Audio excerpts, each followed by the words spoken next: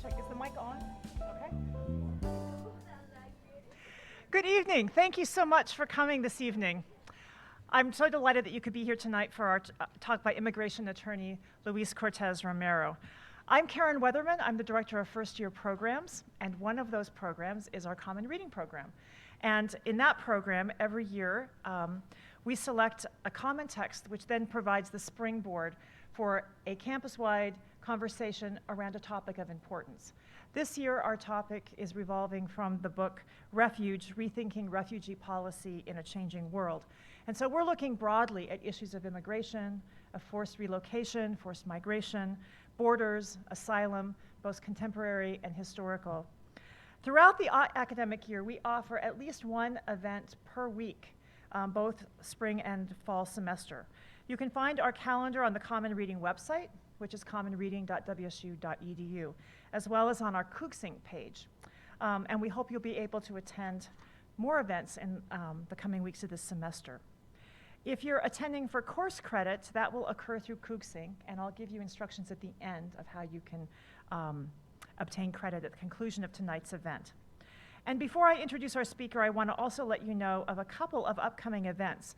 Tomorrow at noon in Bryan 308, Mr. Cortes Romero will be speaking on campus at the Foley Institute's Pizza and Politics series. And there he'll focus more directly on the details of the court case and its arguments. So if tonight's talk sparks an interest in you in learning more about this case, we invite you to come hear our speaker tomorrow. Our semester is full of a variety of WSU faculty and staff speakers, and you can find those events, as I mentioned, on our website and on the Cooksing calendars. But I want to draw your attention to one speaker in particular who will be later this semester. On Tuesday, April 14th at 7 p.m. in this very room, Kiera Crago-Schneider from the United States Holocaust Memorial Museum in Washington, D.C. will be here speaking on Waiting with Packed Suitcases, the Jewish Displaced Persons Crisis in Germany from 1933 to 1952. And she'll be a speaker who will help us recognize, I hope, that the issues of forced relocation and their impacts on people's lives have historic roots that continue to shape our current debates. So more about those events also can be found on our website. Tonight, of course, we are very pleased to have Luis Cortes Romero with us. As you know, this past November, Mr. Cortes Romero was one of 6 attorneys at the table in front of the United States Supreme Court, arguing to continue protection against deportation of people brought to the U.S. as children. His role as part of counsel was especially significant because Mr. Cortes Romero is himself a dreamer. He shared at dinner that he started law school with no hope at that time of even practicing law, and certainly I'm sure did not think that he was going to be before the Supreme Court in really just a matter of years from his graduation from the University of Idaho.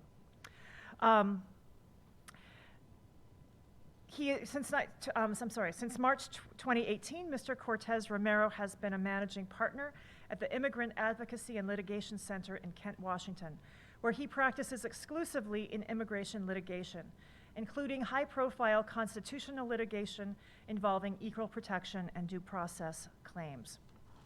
He also represents clients in connection with governmental investigations.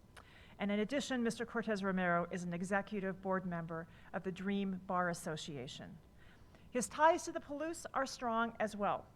He earned his Juris Doctorate degree from the University of Idaho in 2013, and while in law school was a legal intern at a local law practice, a prosecuting board member of the Latah County Youth Accountability Board, a legal intern and tribal court-appointed special advocate with the Nez Perce tribe, and a student advocate for Moscow High School. So his roots here were broad and deep as well, and we welcome you back to the Palouse. I would like to gratefully acknowledge our co-sponsors for Mr. Cortes Romero's return to the Palouse: the University of Idaho College of Law, the Pullman League of Women Voters, and our own WSU Crimson Group and newly formed Mariposas Undocumented Alliance. Now, please help me welcome Luis Cortes Romero.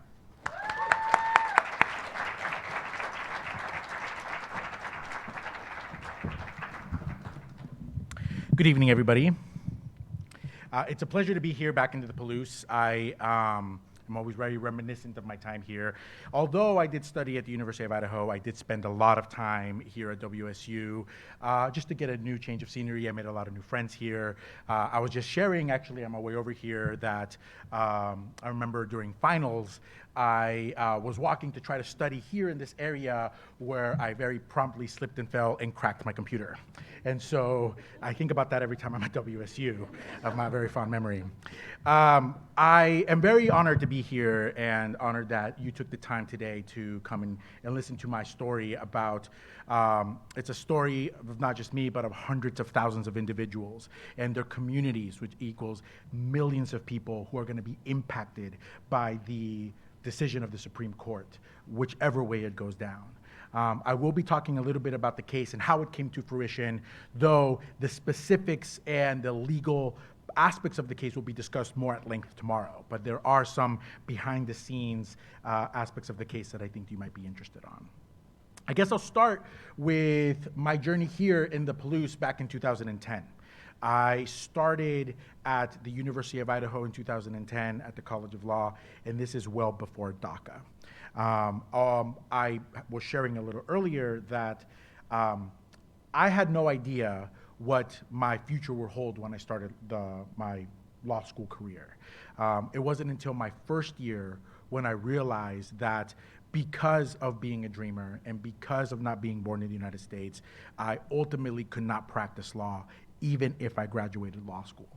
And so it was my first year when I hit my very first crossroads in my legal career. Do I keep going and pursue an education in my Juris Doctorate, or do I end here?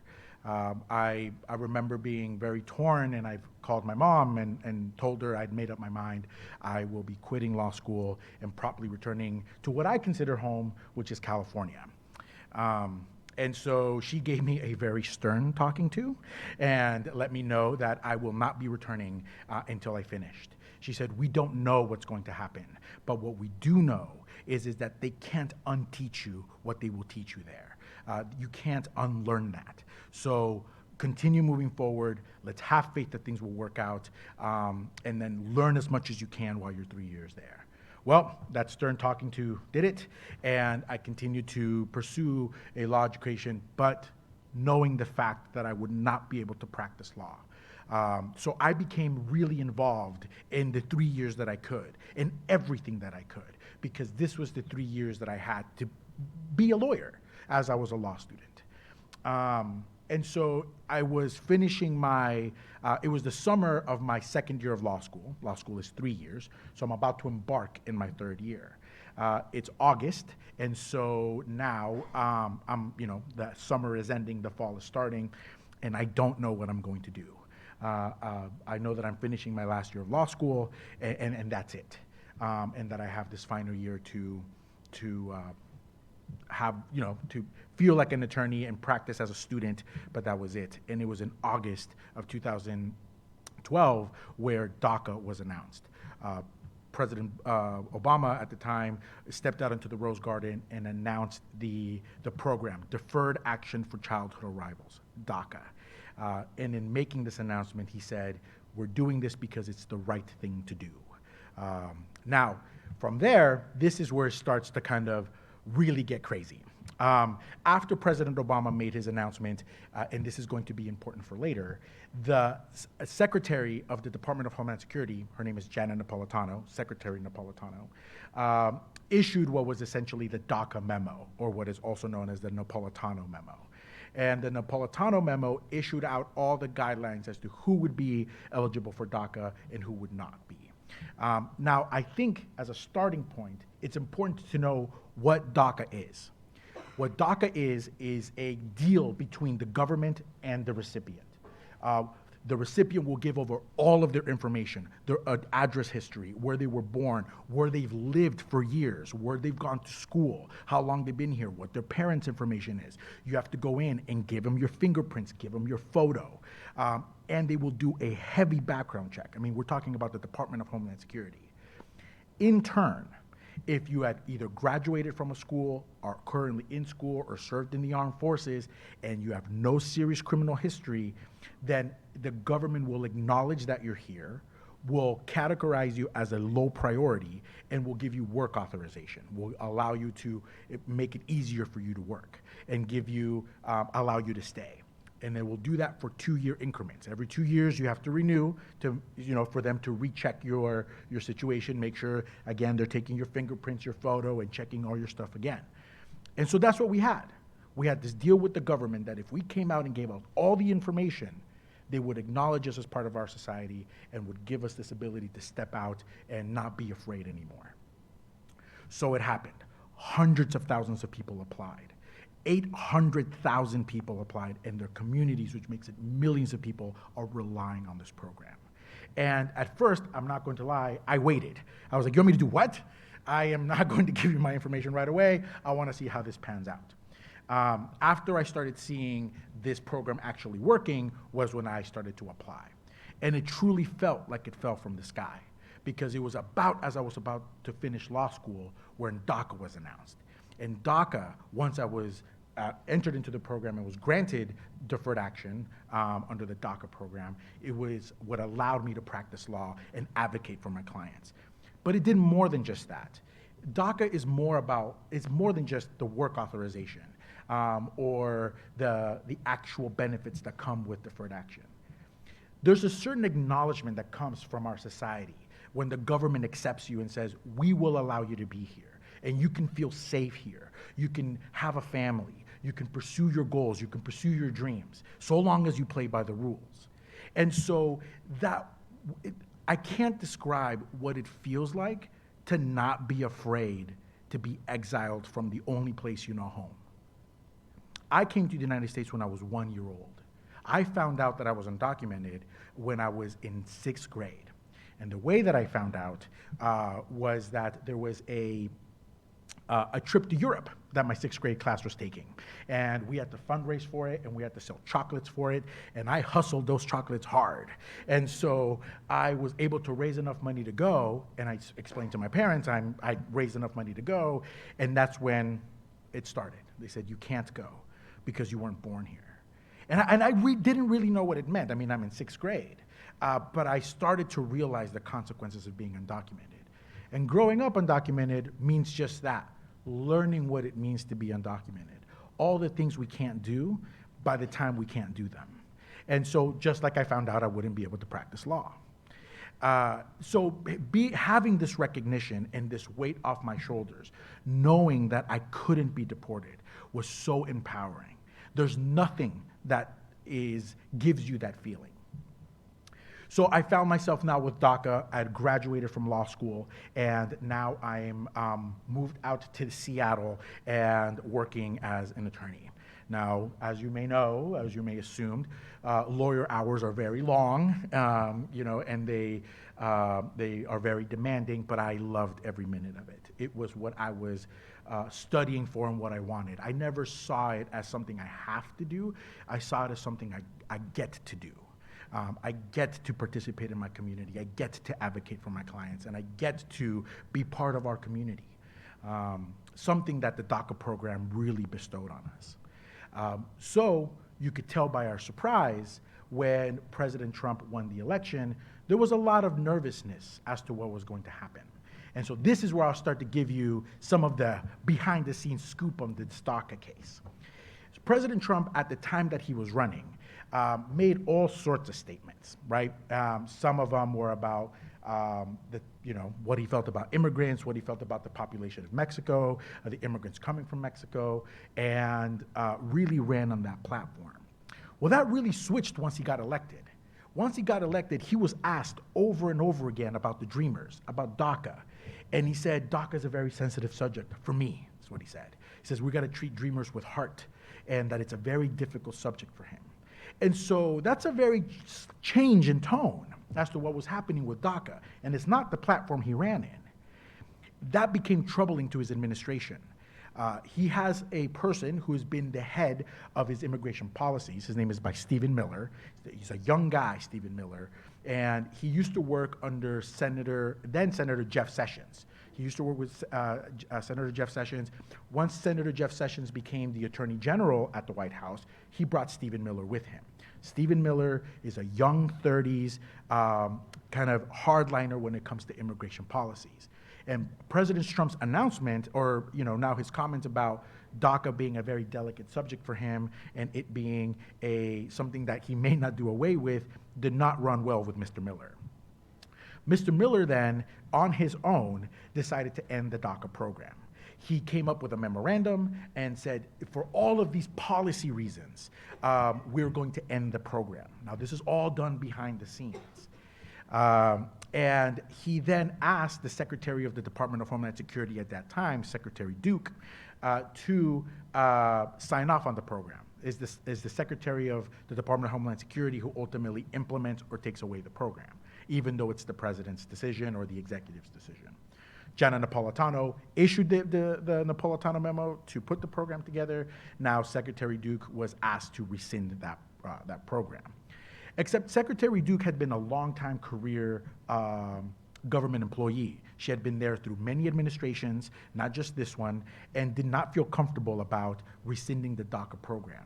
And it's also, I think, important to keep in mind that statistically, 80% of Americans across political aisles believe in the DACA program and support the DACA program, which to me is a bit astounding. I can't get 80% of people to agree on anything, right? Let alone the DACA program, but we could all agree, or at least 80% of Americans agree that the DACA program is a program that should stick around.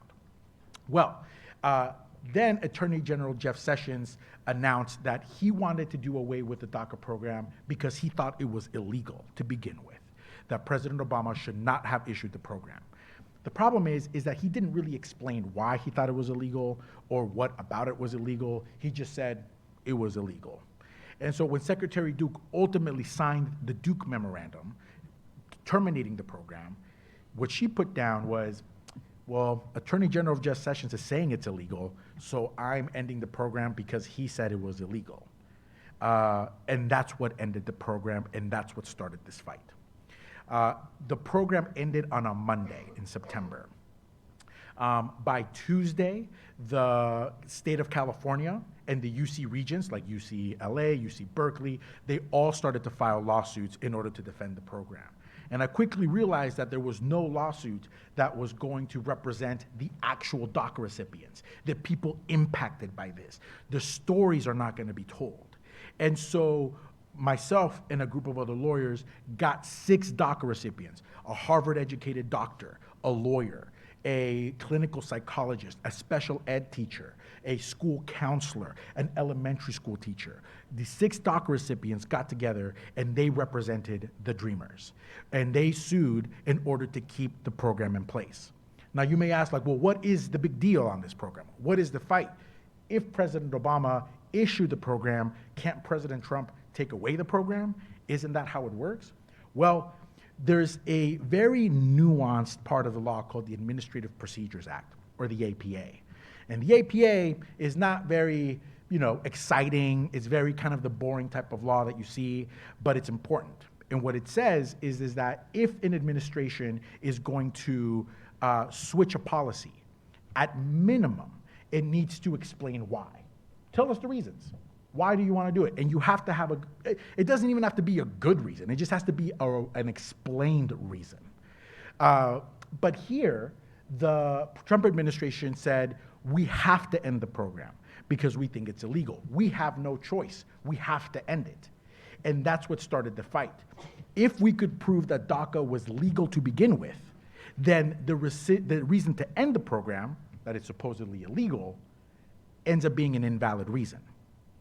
And so we started now our fight to show that the DACA program was legal. And as and we'll get into this more tomorrow for those of us who join tomorrow, but programs like the DACA program has been used across several administrations dating back to Eisenhower. And so to all of a sudden say, without much of an explanation, that the DACA program was illegal didn't seem to hold much weight. We won at the district court level. We won, and we kept DACA in place for now. Then the government appealed it. We won at the appeal too. And then the government was making its way to the Supreme Court. Once we found out the government was making its way to the Supreme Court, I had to take a step back, because I couldn't believe that I was now part of a case that not only shaped who I was, but shaped hundreds of thousands of people.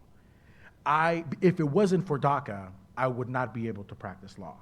I would not be able to feel so empowered to be an advocate for my community.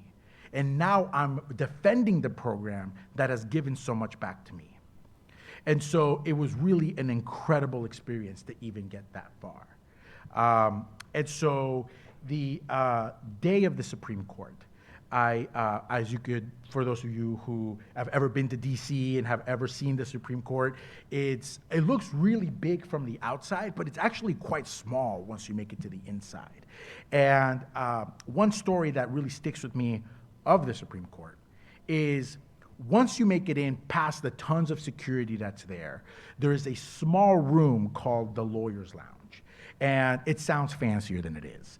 And it really is, it's a room with a bunch of chairs. You're not allowed to have your phone. They made that very clear. And it's a place that you can kind of hang out and kind of zen in before the arguments start. So we go in there, and it's a room with a lot of chairs, and I am starting to panic a little bit. I start to get very nervous, and I'm starting to think, okay, well, what, I'm starting to think a whole bunch of different things. What if this doesn't go our way? What if we didn't prepare well enough? Or, I don't know what's gonna happen. So I'm trying to catch my breath, and I find a little corner. There's a lot of chairs, empty chairs. So I find a corner where no one's gonna sit next to me, and I start to just find my center. Well, very soon thereafter, someone sits right next to me, which I then get a little annoyed by. I'm like, there's a lot of chairs around to be sitting next to me. So I have my eyes closed, and I continue to just keep trying to focus on my breathing, that zen, and I start hearing the clicking of a cell phone. I'm like, oh no. So why? We're not supposed to have cell phones in here, and now you're just ruining my vibe. But I still kind of keep my eyes closed, and I'm trying to just focus on myself. Then the person sitting next to me starts to have a very loud conversation with someone else who just walked in. I'm like, oh no, lady, come on. I am trying to catch my zen here. Eventually I realized, okay, this is a big distraction. I am going to move away. So I open my eyes, and I'm going to give her like a quick side eye to be like, lady, come on, before I move. And then I realize that it's Jana Napolitano, the one who wrote the DACA memo. And she happened to be sitting next to me. And so she is the president of the UCs in California. She's the UC region president. And so it's her case, it's part of her case. And she is, she's one of the interested parties there, and that's why she's there. I don't think she knew who I was. I definitely knew who she was. And so I very nervously introduced myself. All of a sudden, my annoyance just went away. I was like, you can type all you want. You can type louder if you want. And so I introduced myself very nervously. We did that thing where she went in for a handshake and I went in for a hug, and we did that whole thing. And it was a very full circle moment, in that not only was I representing a program that had given so much to me, but I was now standing next to the person who penned it, who authored it. And it seemed very much like something out of a movie. And so I really wanted to ask for a photo, but I had put my phone away because I followed the rules. And so I just decided to take a mental photo. The Supreme Court itself was an amazing experience, in that we had 9 people who were going to decide the fate of millions. And we're talking about the 800,000 DACA recipients and their employers, their communities. Our plaintiffs included doctors, so it's doctors and their patients, teachers and their students, psychologists and their patients, people who relied on this program, and people who relied on the promises made not just by the government, but also by this administration, who said, I will keep DACA moving forward. President Trump said that. And so we believed these promises. And he said, as long as you play by the rules, this program would continue. So people applied and reapplied and renewed and gave all their information time and again. So defending this program is extremely important for us, because this is more than just a case about dreamers. This is a case about the rule of law, and that when the government makes a promise and they say that they're going to do one thing, to hold that accountable. That's really what this case comes down to, and it's involving hundreds of thousands of people on a very important decision-making policy. DACA itself, I think, is a really, I think, a strong example of what student activism can do. And I think what is important to know is that although President Obama and Secretary Napolitano, who apparently texts really loud, issued this DACA memorandum, it wasn't a brainchild of President Obama or Janet Napolitano. This occurred after activism happened from students. It was during Obama's first and second term of running, where he ran under a platform that he would help protect immigrants. Now, as we know, and as what history bears out, President Obama's administration deported more people than any other administration. And so by the second term, a lot of young student activists wanted to hold him accountable, politically accountable. So what occurred? During his second term, they had sit-ins, demonstrations, protests. People went to his Chicago office and sat in at his rallies, were loud. And they made it known that they were not going to be forgotten, that he ran to get the Latino vote and the immigrant vote on this promise that there was going to be protections for immigrants, and that had not yet bared out. So when he felt this hot pressure from these activists, it's when they announced DACA. DACA is very much a political concession from the Obama administration from the result of activism. And one thing that I believe very strongly, we've seen this with the civil rights movement, we've seen them with the women's rights movement, is that it's always activism that leads and the law that follows, always. And we're seeing this now, and we're seeing this now unfold from a population who has very little voting power. If you think about it, undocumented populations cannot vote. They cannot vote. If you're not a US citizen, you cannot vote. Yet, they have such a political stronghold on the way policies are made. And it's because of student activism, young people activism, who are holding politicians accountable to the promises made. And so one of the things that I think we really need to know about DACA in the cases moving forward is that it's really a result of young people achieving such a community of activism and a community of hope. And not just having hope, but being a hope to others. And so I know one of the questions that I get a lot is what is going to happen in the future? Is DACA going to stick around? Do you think that the Supreme Court will do away with the case? The honest answer is that I don't know. But what I do know is that because of this activism and because of the communities coming together, we now have a lot of very important people who have our back. Apple submitted an amicus brief, which is a friend of the court brief, outlining the importance of what DACA recipients means to Apple. So did Microsoft. So did many other Fortune 500 companies. So did 37 universities. And so we could tell, and Justice Breyer said this during the oral arguments. He asked the government, we had dozens and dozens of briefs of a lot of different entities that explained to us how important this program was to us, or to them. Why would you want to do away with this program? Where at all did you consider this when you were ending the program? It didn't seem like you considered it. It kind of just seemed like you said the program was illegal. One final thought that I think is very telling is that the Trump administration really could do away with the DACA program if they wanted, if they just changed their rationale a little bit. Right now, and what they've been standing with is the DACA program is illegal, and so we have to end it. And the courts, time and again, have said, yeah, it doesn't really look like DACA was illegal. Now, if President Trump and his administration wanted to, they could say, we want to end the program because we dislike it. We want to end the program because we think it's a bad program, for whatever, because we want to. And that probably would be more difficult to challenge.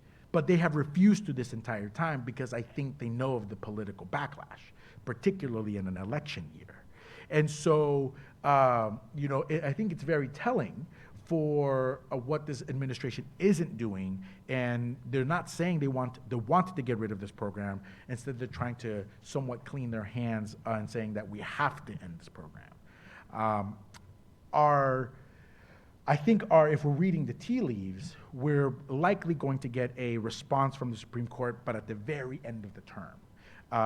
The Supreme Court has until June to issue a decision, and we suspect that they're probably going to wait until the very end, probably to give the political branches an opportunity to figure this out before then.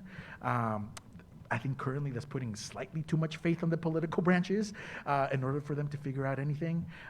But that would be my suspicion, is that the program will at least stick around until June. Though that's just me reading the tea leaves as to what the Supreme Court might do.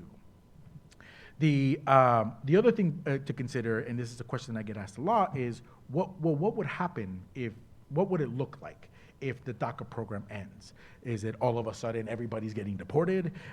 Is it that they will, that this program can't exist ever again? Like what are some of the potential consequences if the DACA ends? Well, I think that if the Supreme Court does away with the DACA program, there's been some mixed messages about what the government intends to do with the DACA recipients. At first they said, the DACA recipients are very, very low priority, and therefore we will not start deportation proceedings and we'll stop. However, very recently, the head of the Department of Homeland Security has said otherwise. And they said, well, if we have their information and DACA is done away with, then we will initiate deportation proceedings against all 800,000 of them. So we're starting to see that the fire is starting to heat up a little bit. But here's the other thing to consider. If the Supreme Court says, DACA, the decision to start or end DACA is completely up to the political branches, and so President Trump can end it, and that's fine with us, and there's nothing that we can do about it, because that's only his decision, then that will give a little bit of room to, if there's a change in administrations in the future. Let's say there's a change in the presidency in this upcoming election, and we get President whomever, that's not President Trump, and this new president decides to reinvent DACA, a DACA 2.0, then and if the Supreme Court ultimately ends up saying, well, this is something for the political branches, this is something the executive could do, we can't do anything about it, then it might give that insulation to the next administration to put a DACA 2.0 and without being afraid of being sued.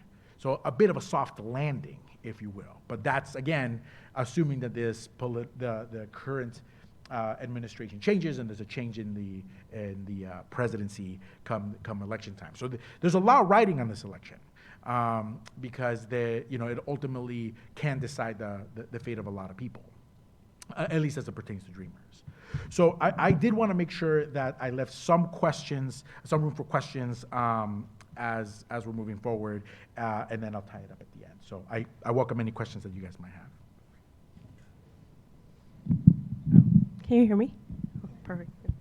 Okay, so you mentioned you went through school as you didn't have DACA, and you went through that struggle, and you know the real struggle. So as a DACA recipient, I feel privileged to have been able to come and do my university and attend with all the resources. We also have support groups on campus. We have Crimson Group. We have Mariposas Undocumented Alliance. And, having these support groups on campus have helped us so much. But, there is a big wave of students who are coming without DACA and that weren't able to apply to the program or didn't qualify at the moment. What do you advise universities, colleges around the state to provide for their students? Like, although we do have these support systems, what can the universities and colleges do to support these students? Right. That's a great question. And so I guess, speaking from some experience, the one thing that I found out just navigating through the university system is that there is a difference between public funds, right? You have the Washington state funds that are come from tax dollars and all these other things. But there's also a lot of private funds that the university gets, like alumni. So anybody who's graduated from college, you know that they will call all the time asking for donations. And so that is private money. And the universities are permitted, without violating any law, to provide private money to students, regardless of immigration status. There might be some hang-ups about providing public money, and that's what's being debated right now at the legislature. But the universities, almost all universities, have private money from private donors. Bill Gates is in Washington. I know he's a big philanthropist when it comes to colleges. And so looking for where the private money is a good resource. Now, it's not the best resource because it's very scarce. Everybody's fighting over money generally. And so when you're trying to only look for private money, it can be somewhat difficult to find. But it is there. And so not having DACA for those who didn't get to apply because the program ended before you get to apply doesn't mean that you're completely X'd out of it. One of the other things that I was sharing actually a little earlier is that there's also private scholarships provided by family, foundations, donors that you can apply for. And my advice would be to think outside the box and maybe outside of the department that you're majoring in. When I was in undergraduate school and even when I was in law school, I would apply for scholarships even when they were not law related, right? I would look at the English departments and I would look at the literature departments and I would look at any other department. And so long as I met the criteria, sometimes it would be a graduate student who can apply for, this scholarship so long as they write this essay. And it didn't really have what you were majoring in or what you were getting your graduate studies so long as you were a graduate student. I'm like, well, I'm a graduate student. And so, next thing you know, I'm writing a poem. And so in order to try to get a few dollars here and there. And so, you have to get a bit creative to try to figure out where the funding is, and sometimes that helps. The other thing too is, and this I think was a great resource for me, is that the funding doesn't always have to be in exchange for dollars. Sometimes there's a way that you can participate in a certain department or work at a library or something like that, and instead of giving you money, because you might not have the work authorization, they might just be able to discount that from your tuition. And so there's no just direct cash in there. They might be able to take that some away or put it into your student account, if you have dining dollars or anything like that at the dorm. And so there's kind of creative ways to think about it, and I think universities really can support undocumented students by providing this flexibility. And so, they volunteer at the resource center, and instead of giving you a paycheck, which they might not be able to do, they can discount it from your tuition, or they can give you some dining dollars or something like that. And these workarounds, I think, can be very helpful for undocumented students, particularly those who didn't get a chance to apply for DACA. So, these are some of the things thinking about out loud. I think that as times move forward, one of the things that's going to be very important is for university administrators to meet with undocumented students to know what restrictions they have, to know how to navigate around that.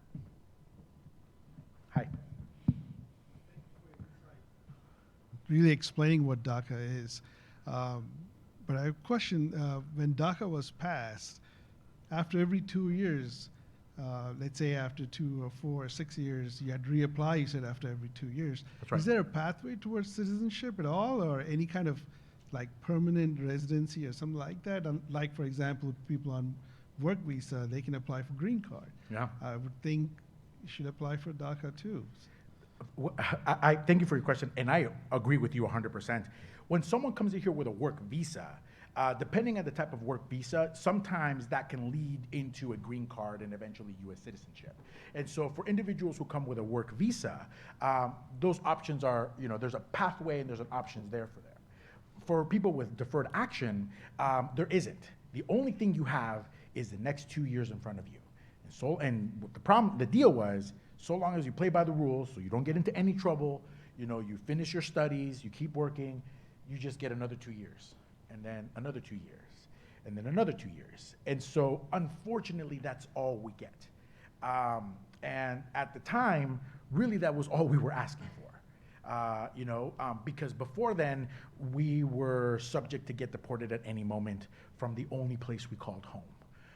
Many of us didn't find out that we were undocumented until we were adults, until we tried to apply for driver's licenses, and the state wouldn't allow driver's licenses for people who were undocumented, until it was time to get a passport. And so it's really a common experience for people to not know they were undocumented until much, much later. And so all we had was these 2-year protections. And so the DREAM Act has been it's been introduced in the US legislature many, many times. The DREAM Act was supposed to provide a pathway to citizenship, and it just never passed. It's never passed.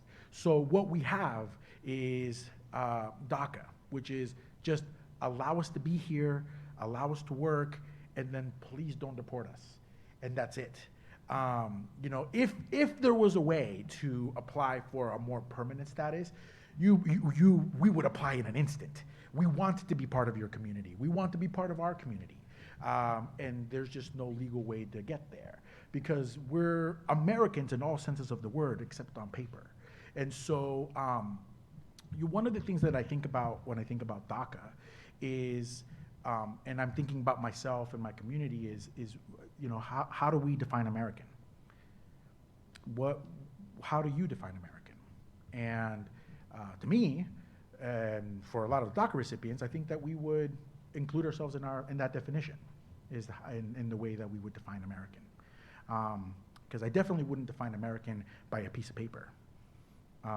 And so we are hoping that the government gives us a chance.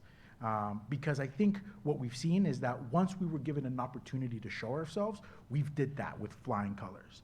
The DACA program has been an unqualified success. It's created billions in the economy. It's created tons of jobs. It's gotten the support by people across the political aisles. We just want something slightly more permanent. And in the meantime, we just want this program to stick around while the political branches figure it out. And so unfortunately, no, there's no pathway for anything else under the DACA program like there would be on a work visa. But we are trying to fight for something like that, so, yeah.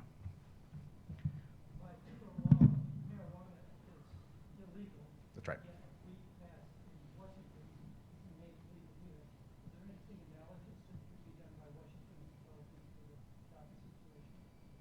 That's a great question. The question was if under federal law, marijuana continues to be illegal, but Washington state has taken a lot of steps to decriminalize and actually legalize marijuana, is there anything analogous that could be done where the state can take slightly more control over the immigration statuses? The answer is kind of. When it comes to actually providing lawful status, like you are a green card holder or you are a US citizen, that is only left up to the federal branches. So only the feds can do that. But the states can do a lot to provide resources to the undocumented community that otherwise wouldn't be provided to them, like driver's licenses, professional licenses, like the licenses to become a doctor or a lawyer, no matter what your immigration status is, so long as you're qualified. And it has done so with many other, and I think that's one of the things kind of looping back around to be able to provide financial aid no matter what your immigration status is. So Washington state is doing a lot to try to knock down some of the barriers of the immigration status, but when it comes down, and I mean, in doing so, I think it does a lot to a community. It recognizes us as part of the community. It recognizes us as part of Washingtonians. People who grew up in Washington are going to the Washington State University and want to be part of Washington and then want to use their skills and then get back to Washington. But when it comes down to the most important thing, which is the lawful status, that is up to only the federal branch, for better or for worse. And so we're hoping that something passes. But I think Washington is doing a great job in trying to knock down some of these barriers for all community members, regardless of community status. And if once all of our community does better, we all do better too, right? And so I think we're on our way. But unfortunately, it's only the feds who can bestow upon us the lawful status. And so we're hoping that that happens soon. Any other questions? Sure.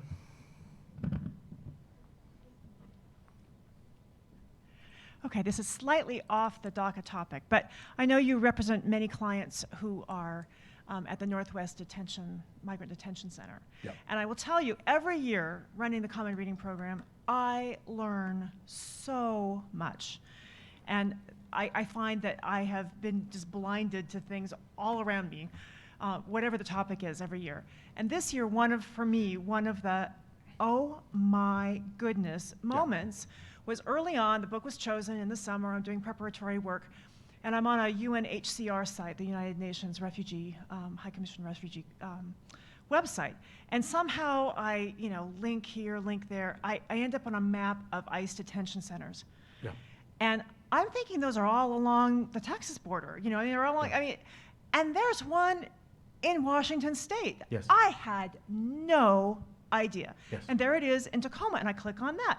And it says it's one of the largest detention centers Yes. in the country. Yes. And I'm like, how am I a resident of the state of Washington? Yes. And I have no idea that facility it's on the Tide Flats, I think, in Tacoma. Yes. It's like, I went to the Glass Museum out on the Tide Flats of Washington. I had no idea there was a detention center there.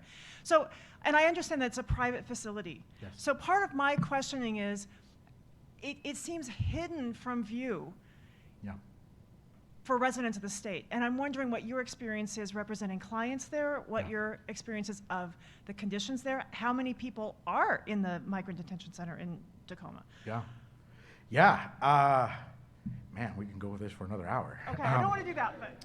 So in Tacoma, there's a Northwest Detention Center, is a detention facility for immigrants, and it houses anywhere at any given time between 1,500 to 1,700 people at any given time. It is, although is housed for immigrants, it is run by GEO, which is a private company. And so I will discuss a little about GEO a little bit more. But let me just talk to you about just the infrastructure and the mechanics. So about 1,500 people there at any given time, but there's only 7 rooms to visit with attorneys. So that means that if 8 attorneys go, some of us are waiting for hours in order to visit with our clients. And so we start there. And just the way that the infrastructure works with immigration law has oftentimes been referred to as the like deciding death penalty cases in traffic court, because things move so quickly and the decisions are dire. And in this type of setting, there is no right to counsel. Immigrants do not have a right to an attorney. And so many immigrants move forward unrepresented. Because they don't have a right to an attorney. Now, you can get an attorney if you can, but most of the people at the detention center move forward without a lawyer. And so the detention facility is run by the GEO Group, which is a private company. And the way that they make a profit is that they have the facility, they rent it out to ICE, so ICE pays them rent.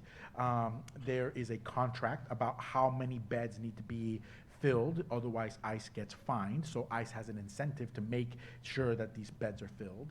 And, but it takes people to run the facility. Someone has to clean, someone has to cook, someone has to do all that. So they make the detainees do it. They make the detainees do it. They do the cleaning, they do the cooking, they do the laundry, they paint, they repair, and they pay them. And these are 8-hour days, and they pay them $1 a day in order to do that. And so GEO is seeing massive profits because they are benefiting from the labor of the immigrants detained there. Now, there has been many credible allegations because there's currently litigation there, and the court has found that there's many credible allegations that if these detainees refuse to work and be paid $1 a day, then they will be punished by being kept in solitary confinement. And so they will put you in the hole, as it's called, if you decide not to work. And the Northwest Detention Center has been the hotbed for many protests, many, what are they called? The protests when you don't eat. many fastings, in order to show the protest of the conditions and also being forced to work. And then they are placed in the administrative segregation and solitary confinement in order to dissipate that. And so the Northwest Detention Center has been a hotbed for many controversies. I am at the Northwest Detention Center at least twice a week visiting with clients, and it's one of the largest in the US, is the Northwest Detention Center in Tacoma. Now, it's a bit hidden, so you have to intentionally get there. It's kind of hard to just stumble upon, but once you're there, you feel the weight of the environment that's there. Some people are there detained for years as they're fighting their cases. Unlike a jail where people are detained because they might have committed a crime or they may pose certain dangers to the community, people at the Northwest Detention Center are detained just because they're immigrants. Sometimes they're detained because they're poor. The average bond, which is cash bond, you have to pay all of it up front, is about $10,000 to be able to get out. I've seen bonds go up to $40,000, meaning you have to pay $40,000 up front right now. And the thing with being apprehended and being put in a detention center is that it happens all of a sudden. If someone were to pick me up today and ask me to give them 40 grand, I would be in there still. And so there's a lot of controversy going at the Northwest Detention Center. And one of the things that we strongly recommend community members to do if they're in the area is to visit detainees.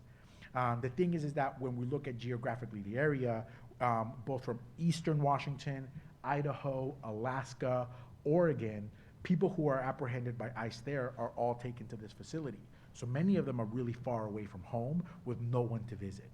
And unlike jails where there's like GED programs and all these other programs, kind of working programs, there's nothing that you could do there. So you just sit there and you think about your case all the time. Until, and hopefully you can have a lawyer if they can get past the 7 visitation rooms that are there for the 1,700 people who are there. And so the infrastructure there is meant to make people lose hope and leave. If you make it hard for them to get an attorney, if you make it hard for them to reach their families, if you can make it hard for them to get out, it's not uncommon for clients to tell me, if I have to be here any longer, I'd just rather go. Because it's better to be away from my family, but at least in the outside, than to be away from my family in the inside. And so it's very much a cog of the overall machine. And I do want to note that this has been happening for administrations across the board. This isn't just a President Trump thing. This has happened under President Obama too. And when President Obama was around, we sued him too for the unlawful practices.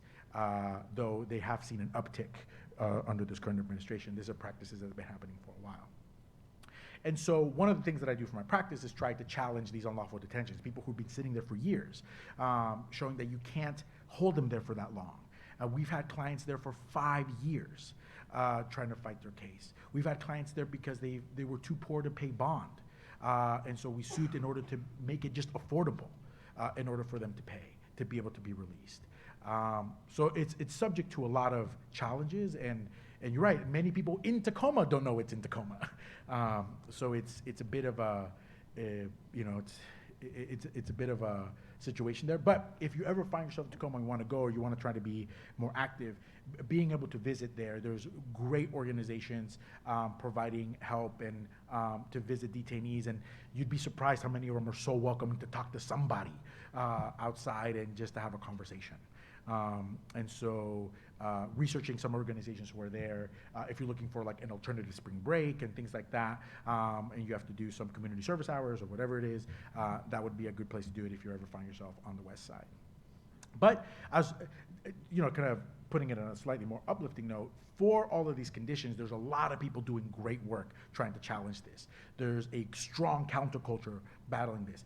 A lot of allies too, and I can't underestimate the power of allies, right? People who are U.S. citizens, people from Tacoma, people who are not immigrants, who come out every Saturday and there's this great group of people. I don't know if they're like a formal group. I honestly don't even know how they know each other, but they set up a table and they come out and bring pastries and coffee for family members who are coming from really far to visit. And they just give them free pastries and say, this is the least we can do to help, some of this, your trip from here and going back. And so they just sit there and they provide smiles and some it's something. But it's part of the community reacting, and I think oftentimes we can judge the community by the reaction rather than the action. And so there's a lot of good work being done, and a lot of people trying to challenge the length of the detentions and the amount of the detentions, and trying to do that. There's a lot still that needs to be done, but there are good people doing great work there. Yeah. Any other questions? Thank you, everybody. Thank you.